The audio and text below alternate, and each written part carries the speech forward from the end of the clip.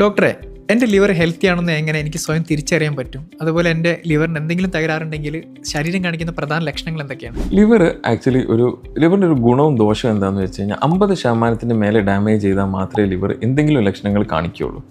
അപ്പോൾ ഒരു 50 മുതൽ 70% മേലെ ഡാമേജ് ചെയ്താൽ മാത്രമേ നമുക്കിപ്പം പ്രധാന ലക്ഷണങ്ങളായിട്ടുള്ള മഞ്ഞപ്പിത്തം, ബ്ലഡ് വോമിറ്റ് ചെയ്യുക, അല്ലെങ്കിൽ മലത്തിലൂടെ ബ്ലഡ് പോവുക, അല്ലെങ്കിൽ ബോധ നിലവാരത്തിലുള്ള വ്യത്യാസം, അതുപോലെ വയറിനകത്ത് വെള്ളം കിട്ടുക, ശ്വാസകോശത്തിൽ വെള്ളം കിട്ടുക. അപ്പോൾ ഇതിൻ്റെ 4 പ്രധാന ലക്ഷണങ്ങൾ വരുന്നത് ഒരു 50 മുതൽ 70% വരെ ഡാമേജ് ആയാൽ മാത്രമാണ്.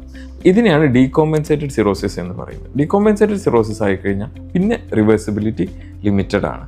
അങ്ങനെയുള്ളവർക്ക് മിക്കവാറും ലിവർ ട്രാൻസ്പ്ലാന്റേഷൻ ആവശ്യമായി വന്നേക്കാം. ഇനി റിസ്ക് ഫാക്ടേഴ്സ് ഉള്ളവരുടെ കാര്യം പറയുകയാണെന്നുണ്ടെങ്കിൽ റിസ്ക് ഫാക്ടേഴ്സ് എന്ന് പറഞ്ഞു കഴിഞ്ഞാൽ എന്തൊക്കെയാണ്?